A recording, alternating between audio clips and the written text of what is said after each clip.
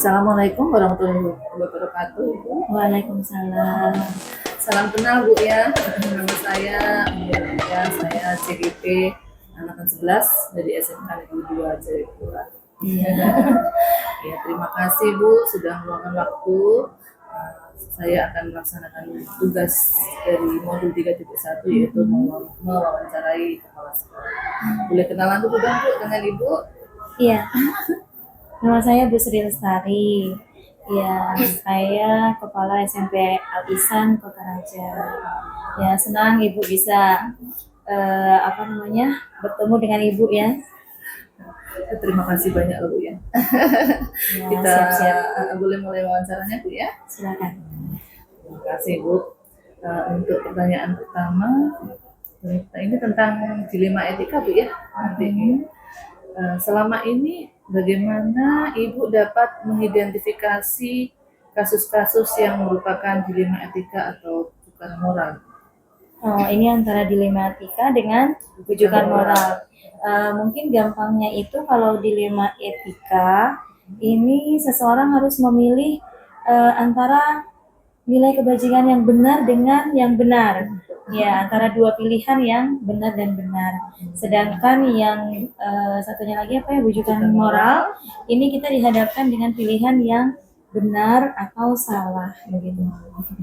Ya, untuk pertanyaan kedua, Ibu, selama ini bagaimana Ibu menjalankan pengambilan keputusan di sekolah, terutama ini untuk kasus-kasus di mana ada dua kepentingan yang sama-sama benar atau juga sama-sama mengandung nilai kebajikan. Iya, secara ringkas aja ya Bu ya. Kalau selama ini pengalaman saya yang pertama kita klarifikasi kasusnya dulu ya Bu ya. Kita klarifikasi kasusnya ini termasuk tipe yang mana. Nah, kemudian setelah itu kita kumpulkan klarifikasi dulu siapa aja yang terlibat dan sebagainya. Terus setelah itu kita pikirkan dulu baik-baik sebelum mengambil keputusan.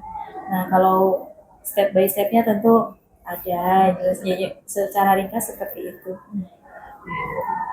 Selanjutnya, Ibu, untuk langkah-langkah atau prosedurnya yang biasa dilakukan selama ini seperti apa? Untuk yang kasus dilema etika ya, Ya. jadi pertama itu kalau ketemu dengan kasus yang dilema etika, pertama kita kenali dulu ini nilai-nilai kebajikan apa ya yang terjadi. Yang pertama kita tentukan dulu nilai kebajikan apa saja, kemudian kita tentukan siapa saja yang terlibat dalam kasus ini. Kita tanyai dulu satu-satu, ini ketemu masalahnya dengan siapa. Kemudian kita kumpulkan dulu fakta-fakta, bukti-bukti yang mengarah ke penyelesaian kasus ini tadi. Kemudian kita buktikan secara pengujian ini termasuk benar salah atau yang benar lawan benar. Iya. Jadi ini termasuk kasus yang mana? Yang benar dengan benar atau benar dengan salah. Kemudian kalau sudah tahu ini nanti bakalan menjadi kasus yang dilema etika, tahap selanjutnya adalah kita pakai restitusi aja. Kira-kira hal-hal apa saja yang selama ini dianggap efektif, Bu, ya, dalam pengambilan keputusan tentang dilema etika ini? Iya, ketika dapat kasus dilema etika, yang paling efektif dari serangkaian langkah-langkah itu tadi, kita mengarahnya ke akhirnya Bu ya. Setelah resolusi itu hasil akhirnya yang kita pertimbangkan. Apakah dia itu hasil akhir yang memberikan manfaat yang paling banyak yang sebelah mana. Terus kemudian aturan-aturan yang berlakunya itu seperti apa. Dan yang terakhir ya kita masih pakai rasa peduli lah. Ya, jadi yang paling ujung-ujung kita ini pedulinya ke yang mana. Walaupun sama-sama benar, tetap ujung-ujungnya mana yang paling bagus dari pilihan kita itu. Kira-kira tantangannya tentang keputusan dilema etika ini seperti apa? Kalau tantangan tuh banyak ya Bun. Ini kan masalahnya ini kan etika ya, etika. Jadi kita berhadapan dengan konflik konflik batin ini, konflik kepentingan. Yang satunya benar, yang satunya benar juga. Yang mana yang kita mau pilih? Itu yang pertama yang agak bikin kita galau ya, pimpinan-pimpinan itu yang mana ya yang kita pilih. Terus apapun keputusan yang kita ambil nih, tantangan kedua, tetap saja nanti akan bertentangan dengan kepentingan individu. Walaupun kita udah bilang, Bu, ini kayaknya gini ya, Bu, tapi kan gitu masih masih apa yang keputusan kita itu masih bertentangan dengan kepentingan individu perorangan gitu. Nah, yang bikin lebih nggak enak lagi kita harus milih. Milih itu kan nggak enak ya Bun. Memilih di antara dua prinsip yang berbeda itu. Nah, itu tantangan yang nggak enaknya kalau dilema etika. Iya, Bu. Untuk selanjutnya, Bu, apakah Ibu memiliki sebuah rencana atau jadwal tertentu dalam sebuah penyelesaian kasus dilema etika ini? Kemudian atau mungkin langsung menyelesaikannya mungkin, atau mungkin pakai jadwal? Oh, kalau jadwal khusus itu nggak ada ya Bu ya. Ya kalau bisa nggak usah ada masalah ya. Itu yang Jadi nggak usah diharapkan. dijadwal-jadwalin gitu. Tapi pengambilan keputusan itu kalau saya tidak jauh-jauh dari kejadian gitu.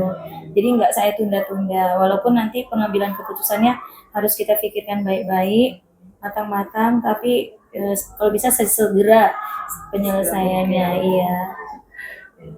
Untuk selanjutnya, Bu, mungkin adakah seseorang atau mungkin faktor apa yang selama ini mempermudah untuk membantu Ibu dalam pengambilan keputusan dalam kasus dilema etika ini?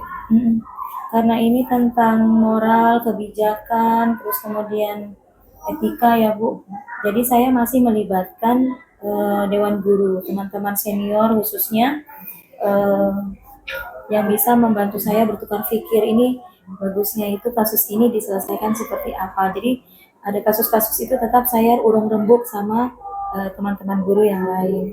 Terus kemudian juga mungkin faktor yang memudahkan saya selama ini selain rapat kerjasama dengan guru tadi, ini adanya kerasa keterbukaan antara pimpinan dengan pegawai-pegawai di sini, Bapak Ibu guru yang ada di sini.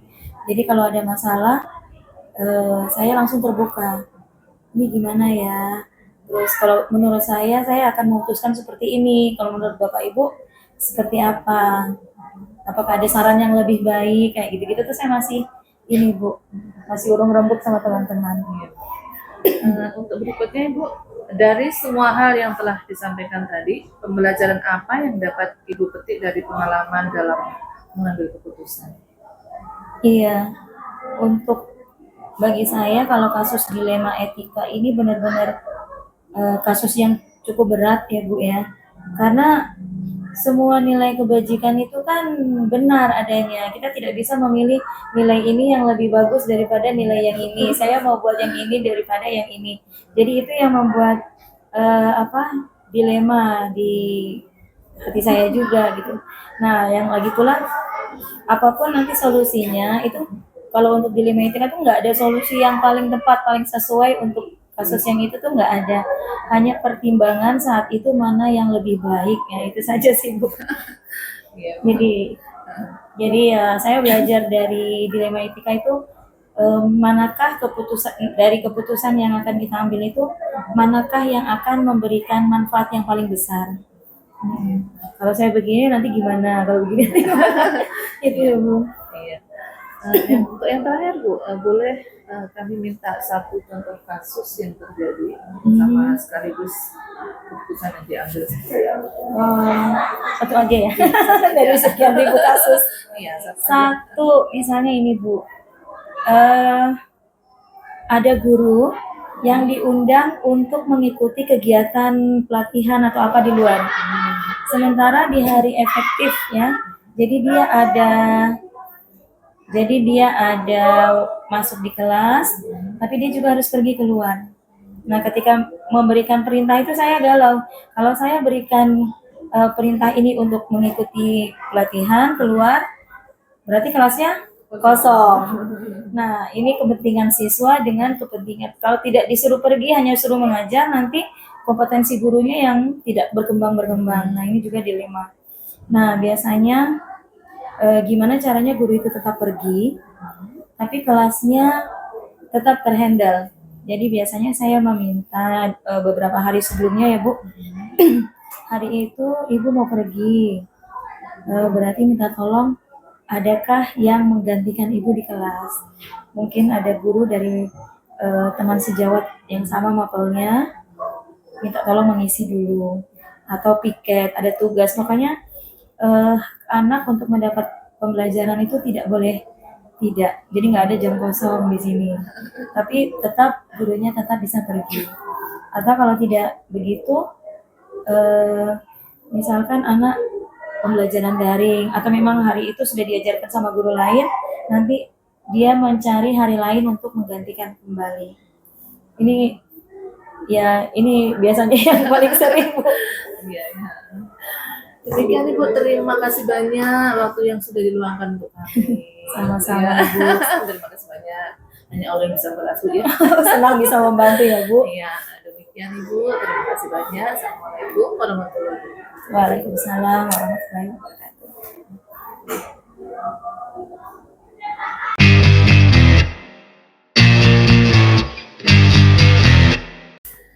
Assalamualaikum warahmatullahi wabarakatuh. Salam untuk guru-guru hebat untuk seluruh Indonesia. Perkenalkan, nama saya Uni Rodia, saya CGP Angkatan 11 dari SMK Negeri 2 Bisnis dan Manajemen Jayapura. Di sini saya akan melakukan wawancara, yaitu sesuai tuntutan tugas kami di tugas 3.1H, yaitu demonstrasi kontekstual mewawancarai Bapak Kepala Sekolah. Dan sudah bersama saya di sini yaitu Bapak Kepala SMA Muhammadiyah Jayapura. Silakan perkenalkan diri Bapak. Oke, baik. Assalamualaikum warahmatullahi wabarakatuh. Salam sehat, salam sejahtera, salam hebat untuk guru-guru seluruh Indonesia. Perkenalkan, nama saya Suroto SPD MPD, Kepala Sekolah SMA Muhammadiyah Kota Jayapura. Gimana kabarnya Jadi, Pak? Alhamdulillah Sehat. sehat. Ya. Sudah siap Pak ya kita Siap. wawancara ya? Mari silakan. Mohon izin untuk pertanyaan yang pertama Bapak. Selama ini bagaimana Bapak dapat mengidentifikasi kasus-kasus yang merupakan dilema etika atau rujukan moral? Sebenarnya cukup mudah. Kita lihat dua kasus yang hampir sama pentingnya, namun yang paling utama adalah kita utamakan yang paling urgent. Jadi segala sesuatu kita utamakan yang paling berkebutuhan dulu, kita utamakan dulu, kemudian berikutnya. Demikian. Baik Pak, untuk pertanyaan kedua Bapak, selama ini bagaimana Bapak menjalankan pengambilan keputusan di sekolah, terutama untuk kasus-kasus di mana ada kedua kepentingan, misalkan yang sama-sama benar atau bisa juga sama-sama mengandung nilai kebajikan. Oke, baik Ibu. Untuk mengambil sebuah keputusan yang sama-sama dua masalah yang berbeda tetapi memiliki kebaikan dan kebajikan, tentunya saya tidak bisa mengambil keputusan sendiri karena ini sekolah milik kita bersama, maka saya kumpulkan Bapak Ibu guru, Bapak Ibu wali kelas, kemudian Bapak Ibu wakil kepala sekolah, kemudian kita rapatkan, kita diskusikan, kita ambil keputusan, di mana jawaban yang pertama tadi saya katakan bahwasanya kita utamakan yang paling utama atau yang urgent terlebih dahulu. Untuk selanjutnya langkah-langkah atau prosedur seperti apa yang biasa Bapak lakukan selama ini? Biasanya kalau dua belah pihak yang bermasalah namun memiliki kebaikan yang sama-sama kita butuhkan, maka hendaklah kita panggil keduanya, kemudian kita ajak diskusi. Insya Allah dari hasil diskusi itu akan kita temukan titik temunya, titik kesepakatannya, mana yang harus kita ambil, mana yang harus kita dulukan. Baik Pak, Selanjutnya, hal-hal apa saja yang selama ini Bapak anggap efektif dalam pengambilan keputusan pada kasus-kasus Cilima ini? Yang paling hal yang paling saya anggap efektif dalam pengambilan keputusan ya yang paling utama adalah yaitu kesepakatan rapat bersama teman-teman Bapak Ibu guru hebat. Selanjutnya Bapak, kira-kira adakah tantangan dalam pengambilan keputusan pada kasus-kasus Cilima Etika? Tantangannya adalah sudah jelas bahwasannya keduanya itu adalah hal yang penting, hal yang kita butuhkan. Namun ya mau tidak mau kita harus ambil kesepakatan yang paling utama dulu. Untuk berikutnya Bapak, apakah Bapak memiliki sebuah rencana atau mungkin jadwal tertentu untuk menyelesaikan kasus Cilima Etika begitu Bapak? Kalau jadwal bisa dibentuk, tapi kalau untuk kasus dilema etika ini biasanya kita tanya dulu, kemudian kita analisis kebutuhannya, tujuannya. Kalau memang itu bisa kita ambil keputusan secara mandiri, kita ambil keputusan. Namun kalau itu perlu melibatkan teman-teman yang sifatnya kebutuhan sekolah atau keputusan sekolah, tentunya sebisa mungkin kita jadwalkan atau kita tetapkan waktunya untuk bertemu dan memutuskan hal tersebut. Selanjutnya Bapak, mungkin adakah seseorang atau mungkin faktor-faktor apa yang selama ini dapat membantu untuk mempermudah dalam pengambilan keputusan? Banyak Ibu, kalau di lingkungan sekolah itu banyak orang yang siap membantu keputusan-keputusan tersebut, terutama Bapak Ibu guru, terus kemudian Bapak Ibu wali kelas, wakasek, bimbingan konseling sangat berperan sekali. Berikutnya Bapak, dari semua hal yang telah disampaikan tadi itu, pembelajaran apa yang dapat Bapak petik dari pengalaman dalam mengambil keputusan? Pengalaman yang kita ambil dari keputusan dilema etika itu adalah sebenarnya segala sesuatu permasalahan alangkah baiknya, alangkah bagusnya kita lihat dulu efektivitas, kemudian tujuannya, kemudian urgensinya, keutamaannya, mana yang kita dulukan dulu, itu melalui rapat bersama Bapak Ibu guru, Bapak Ibu wakil kepala sekolah ataupun warga sekolah yang kita ingin libatkan. Baik Bapak, untuk yang terakhir Bapak, Siap, boleh kami diberikan satu contoh kasus yang terjadi dan bagaimana pengambilan keputusan? Contoh kasus mungkin ya, kalau